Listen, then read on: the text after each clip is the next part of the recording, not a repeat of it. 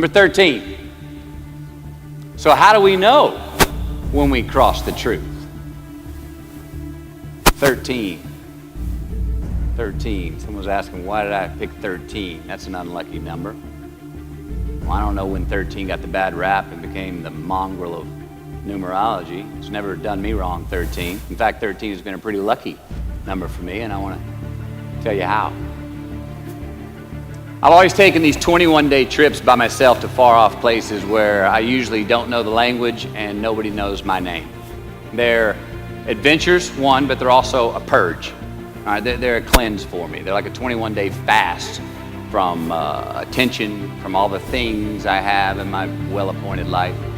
They're a check out so I can check in with me, see how I'm doing, be forced to be my own and my only company, to have a look in my mirror. And we all know what can happen when we do that. Sometimes we do not like what we see. Well, in 1996, right after I got famous from a film I did called A Time to Kill, I headed out on one of these 21-day walkabouts, and this time to the jungles and the mountains of Peru. The sudden fame that I'd just gotten was somewhat unbalancing. My face was everywhere. Everyone wanted a piece of me. People I'd never met were swearing that they loved me. Everywhere I went, there I was on a billboard, a magazine cover. It was just weird overall. You know, I was asking myself, what's the reality in this and what's the bullshit? Did I deserve all this? These were all questions I was asking myself. Well, who was I was another. Now, there's always an initiation period with these trips. An amount of time that it takes for the place to initiate the traveler.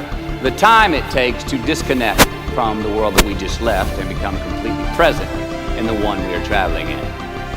Now for me, that initiation period usually lasts about 13 days. 13 hellish days until I am out of my own way. And after that, the whole trip is really fun and smooth sailing. Well, it was the night of the 12th day of my 21-day trip. I'm settling into camp. I'd already hiked 80 miles to this point, and I had a 3-day trek ahead of me to Machu Picchu. And I was full on sick of myself. Wrestling with the loss of my anonymity. I was guilt-ridden for sins of my past. I had a lot of regret. I was lonely, disgusted with my company, mine. And I was doing a pretty good job of mentally beating the shit out of myself. Anyway, grappling with these demons on this night, I couldn't sleep. All of these badges and banners and expectations and anxieties that I was carrying with me, I needed to free myself from them. Who was I asked myself? I mean, not only on this trip, but in this life. So I stripped down to nothing. I took every moniker that gave me pride and confidence. All the window dressings, the packaging around the product. I discarded them all. I got rid of my lucky and faithful American cap. I stripped off all my talismans from adventures past. I even discarded my late father's gold ring with an M on it that he gave to me. And it was a meltdown of he and my mom's class rings and gold from my mom's teeth. I even got rid of that. I was naked, literally and figuratively. And I got sick. Soaked in sweat, I threw up and a mile left in my belly. Now, a few hours later, I awoke on this 13th morning to a rising sun, surprisingly fresh and energized.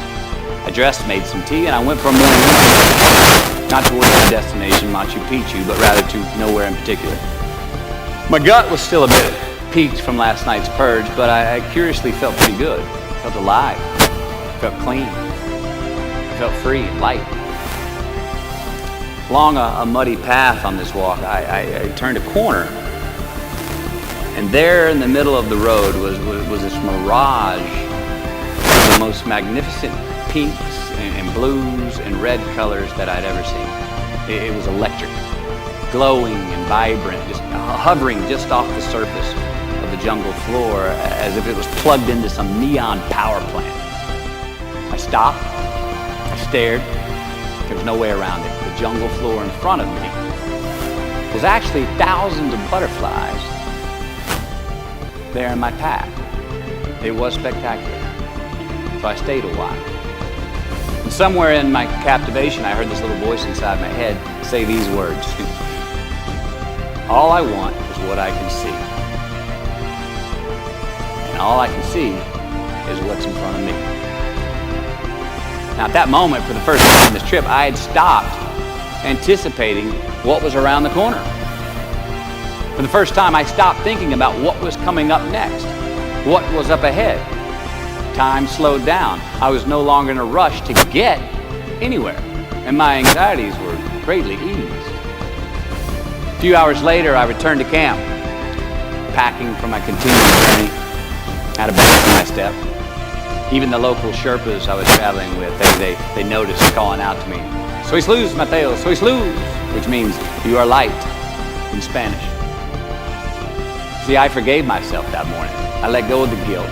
The weight that was on my shoulders was lifted. My penance was paid, and I got back in good graces with my God, and I shook hands with myself, my best friend, the one that we're all stuck with anyway, ourselves. And from that morning on, the adventure was awesome. I was present. I was out of my own way. I was not anticipating next. I was embracing only what was in front of my eyes and giving everything the justice that it deserved. You see, I crossed the truth that morning. Now, did I find it? I don't know. I think it found me. Why? Because I put myself in a place to be found. I put myself in a place to receive the truth. So how do we know when we cross the truth? Well, I think the truth's all around us all the time. I mean, I think the answer, is always right there, or right there. I think it's all around us. We just don't always see it. We don't always grasp it, hear it, access it. Usually because we're not in the right place to do so.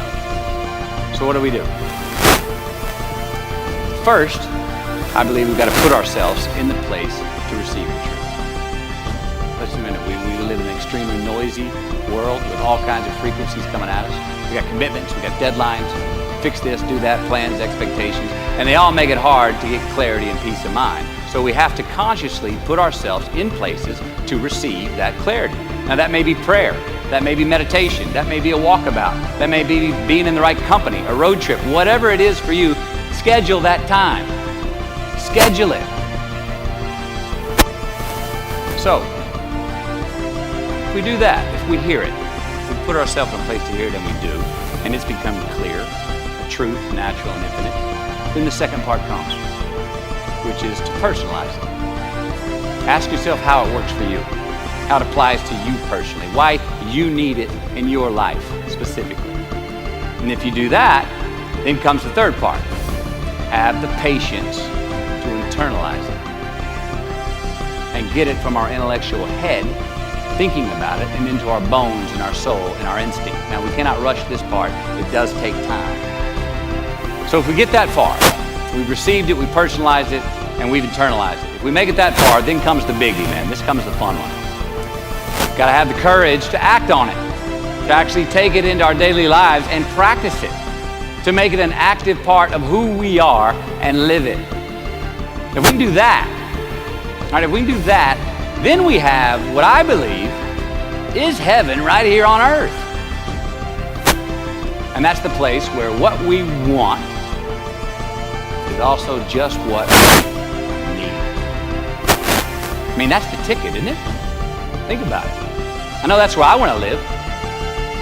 So while we're here, and they're going to run across the Jumbotron, let's make it a place where we break a sweat, where we believe, where we enjoy the process of succeeding in the places and ways that we are fashioned to, where we don't have to look over our shoulder because we're too busy doing what we're good at, voluntarily keeping our own counsel because we want to, traveling towards immortal finish lines. We write our own book, overcoming our fears. We make friends with ourselves. And that is the place that I'm talking about. Thank you. Good luck. Just keep living.